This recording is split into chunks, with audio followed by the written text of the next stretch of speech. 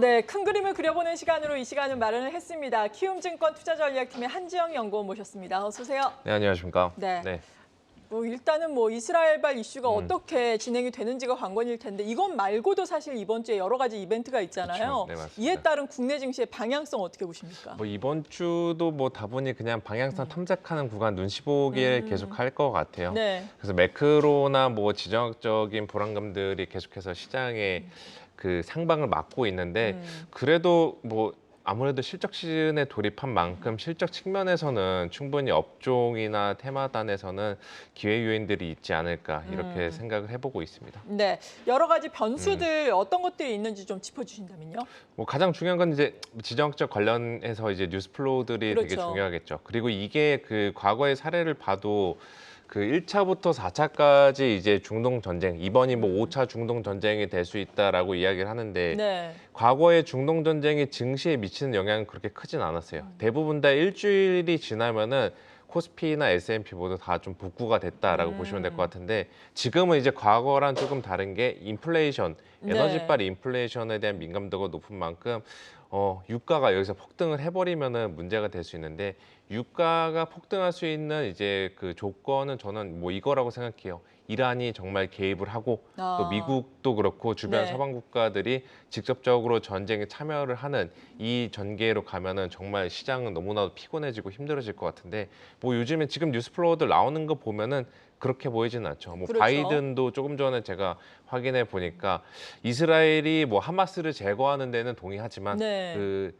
하마스 지역 가자 지구를 본인의 영토로 편입하는 거는 반대한다. 이러한 그렇죠. 입장들을 명확히 밝힌 만큼 네. 이 정황들을 종합을 해보면은 이번 전쟁 예측하기는 어렵긴 하지만 베이스 시나리오 자체는 추가 확전 자체는 제한적이다. 이렇게 좀 대응해놓고 보시면 되지 않을까 말씀드릴게요. 네, 일단은 중동발 지정학적 리스크가 가장 큰 시장의 변수가 될 테고 이 밖에 변수들 살펴보자면 경제 지표들 소매 그쵸. 판매라든지 이런 네. 것도 중국과 미국에서 발표가 되잖아요. 중국은 좀 살아날 수 있을까요? 경제 지표 어떻게 네, 전망하세요? 그 이번에 소매 판매, 그 소비 산업 생산 소매 판매 네. 미국이랑 중국이랑 동시에 발표를 하게 하루 차이로 발표하게 되는데 미국 쪽은 배드 뉴스 이즈 굿 뉴스로 보시면 될 것 네. 같고 중국 쪽은 그냥 굿 뉴스 이즈 굿 뉴스 이렇게 보시면 네. 될 것 같습니다. 나눠서 접근을 해야 된다라고 보시면 될 것 같아요.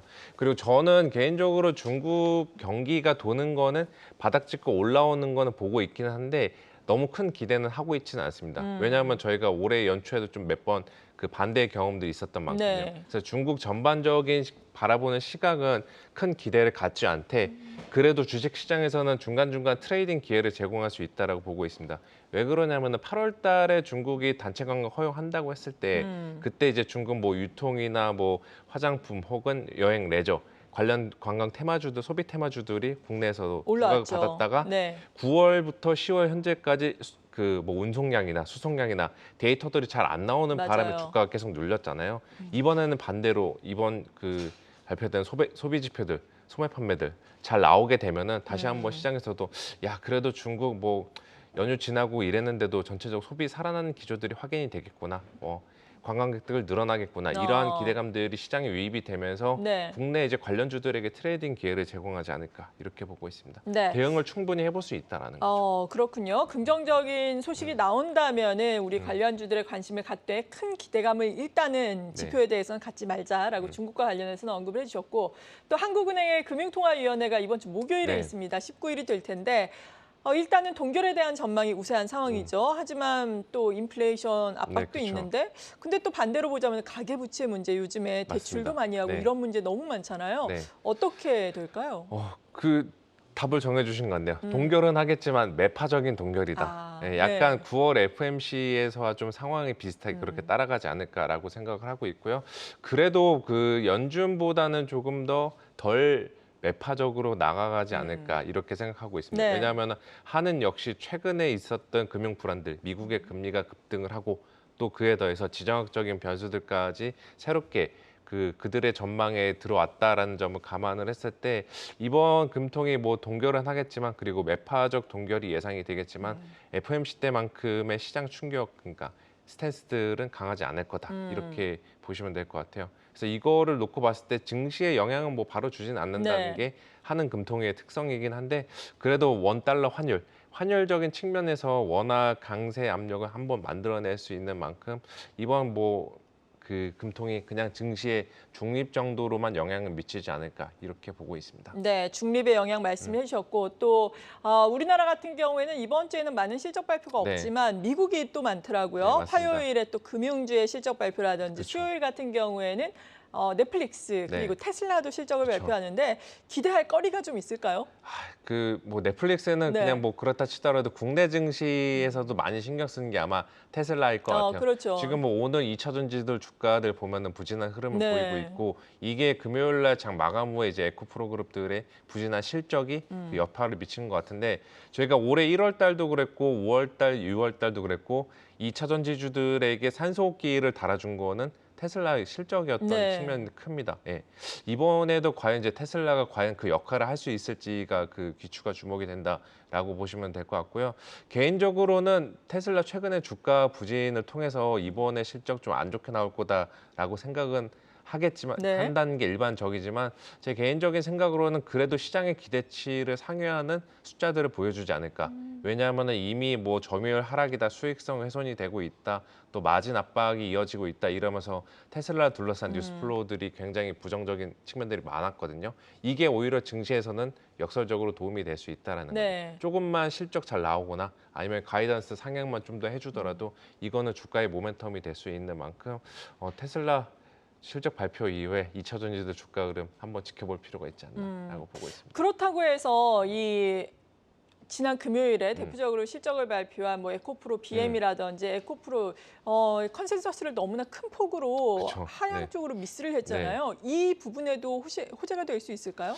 뭐 추가 악재는 조금 어렵지 않을까라고 생각하고 있고요. 네. 그리고 2차 전지주들이 다른 업종이랑 다른 게 돈들이 너무나도 많이 몰려 있잖아요. 돈들이 많이 그건 그렇죠. 몰리면은 이거는 단기 주가 방향성 예측하기가 정말 어렵긴 합니다. 그래서 저는 이 측면에서 봤을 때 지금 2차 전지주들 뭐 공격적으로 사는 거는 본인들의 판단 여부인데 네. 저는 제 생각은 여기서 하방 베팅을 세게 하는 거는 좀 위험한 전략이 되지 그래요? 않을까 이렇게 생각하고 있습니다. 네.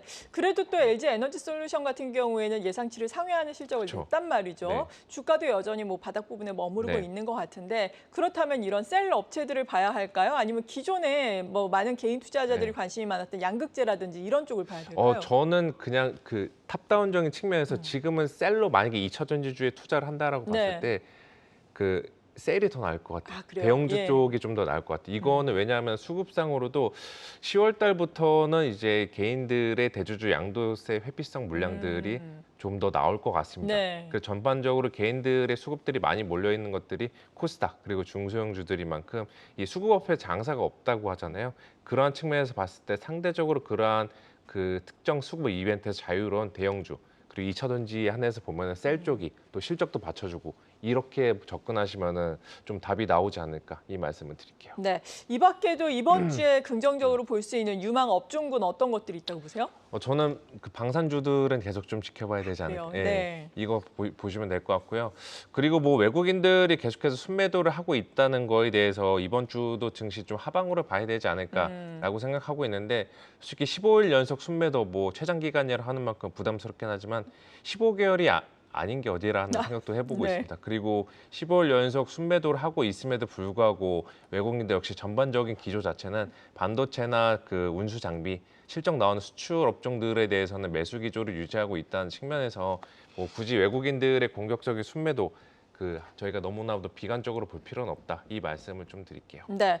그리고 얼마 전까지만 하더라도 미국의 국채 금리의 오름세 네. 거기에다가 뭐 원화의 약세 이런 것들이 네. 시장의 최대 화두가 됐었잖아요. 지금은 어떻게 봐야 할지 마지막으로 좀 시장 상황과 더불어서 정리를 해주신다면요. 예, 지금 뭐 다분히 조금 불안한 측면들이 매크로란 지정학적인 측면에서 많은데 저는 뭐 어느 정도 9월 달이랑 10월 달 거쳐서 그 연준의 고금리에 대한 부담들 상당 부분 가격적인 측면에서 소화를 했고 금리 같은 경우도 미국 10년물 금리가 4.88 정도 찍으면서 이제 한번 고점을 봤는데 저는 그게 고점이라고 생각하고 있습니다. 그래서 빨리 내려가기는 어렵다 네. 하더라도 전체적으로 금리는 고점을 봤다라고 생각하고 있어서 본인의 성향이 좀 더 내가 공격적이다. 약간 코인을 해도 정말 무방하다 뭐 이런 좀 공격적인 성향 가지신 분들에게는 지금쯤에서는 차라리 성장주들 주가 밀릴 때마다 담아가는 게 더 연말까지 이제 수익률 개선을 하는 데 있어서 좀 더 도움이 되지 않을까 이 말씀을 드릴게요. 네, 그렇군요.